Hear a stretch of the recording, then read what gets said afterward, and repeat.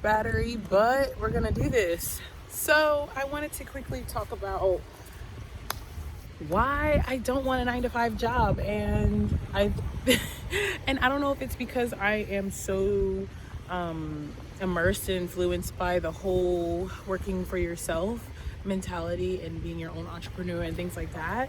But I really don't want to have to report to anyone anymore. I really want to work for myself, and I want to make an honest living doing something that I really love and enjoy. And that for me is talking to you guys and sharing my perspective of things and really helping in the sense like you are your own person who can make the life that you want to live no matter how outrageous it seems. Anything is really possible, and I kind of want to first make that reality for myself before I can preach it and say it to other people. But going to college and realizing how much I am just really tired of like having to please people, having to, having to not show up for myself, but show up for other people. I was just not really happy about where I was. And it has a lot to do with, it has a lot to do with the whole mentality. Like if you go to college and if you do this thing for 4 years, you're going to be guaranteed a job and you're going to have your life all planned out, and you should be comfortable to travel maybe once a year during your 2 weeks vacation and buy a house, and that's it. Have your kids, whatever. And that was very daunting to me as someone who really does not like routine. I really kind of freeze up and I freak out when someone talks about really didn't like the idea that I was really trading my time and my life for money that really didn't make me happy at all. And I really realized I don't really like being around people. Like I love being with my family, and if I really love you and I care about you, then I would definitely want to spend my time with you. That's not the problem. It's the strangers and being around people that really bother me, which is kind of crazy because I'm in school to be a nurse now. So I'm kind of contradicting myself. But again, in the means of security, be financially secure in myself, this is what I've chosen to do, and this is kind of what society has told me to do, is to make sure that you get a degree, and with that degree, you'll be able to financially be secure, basically. I guess during this time, I haven't been working since March, since the pandemic started. I really haven't been working at all, and at a point I did have 2 jobs, and I just really was going through a point in my life where I really did not like that feeling of me trading my time for some money that had to go straight to bills. And while I'm still able, and I'm very fortunate that I'm able to pay for the things that I need to pay for in order to survive and to live and to make sure everything's okay. I'm just at a point in my life where I just don't really want to do that anymore. And I'm only 23, so that says a lot. I don't like the idea of that, being secure and doing one thing for the rest of my life, knowing that things are going to end one day. It's just, I don't want to trade myself, and I don't want to be in a position where I feel like I'm stuck. I hate that feeling. I don't like being stuck, and I think that's why I'm really, really passionate about trying new different avenues and making sure that something works for me. I want to be able to work for myself, and I feel like a lot of people could say that, and I understand why a lot of people are doing YouTube.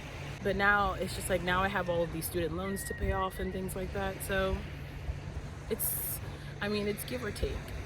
I am really happy that I was fortunate enough to be able to go to college because I was able to meet my best friend. The sun just went away. I was able to meet my best friend. It sounds good to say that I have a bachelor's or whatever, but at the same time, I'm, over 20 grand in debt and student debt, and I am now really struggling to find a job in my field. Like I graduated with a bio degree, and that means absolutely nothing because it's not specific. It's a very broad topic. So now I'm struggling with the fact like, oh great, what can I specialize in, or what can I actually do?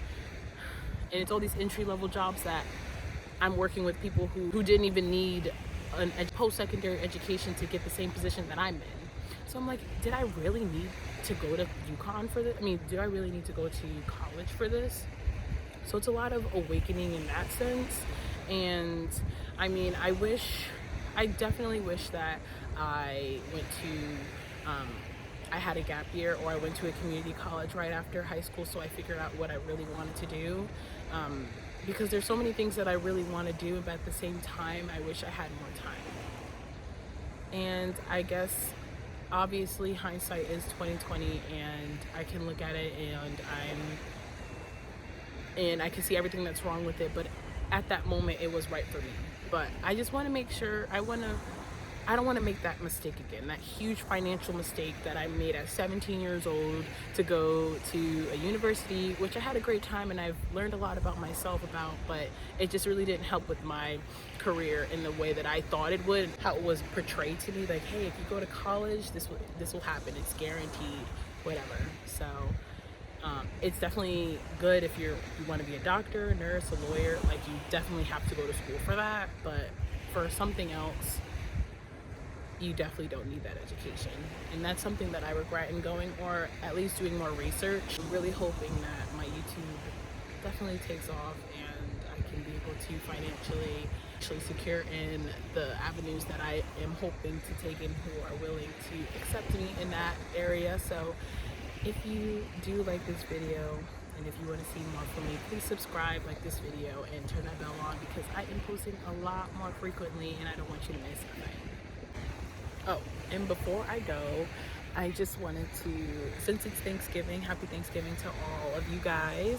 I just wanted to list a few things that I'm very grateful for, and I'm really happy that I'm in a position to, you know, talk to you in the camera and all these things, blah, blah, but I'm very grateful, and I'm thankful for my family. I'm thankful for my love, Mark. He is my boyfriend. I am thankful for being able to sit here on the beach, and I hope you've enjoyed that time with me as well. I'm really grateful for my life, and I really hope that I have a lot more days to see, because like, even though all this crazy stuff is happening this year, and hopefully next year is a little more giving for us, a little more easier to take in, I am still grateful to be here and experience this life, because, you know, there's so much beauty in it. There's so much beauty. But yeah, I think that's all I want to say.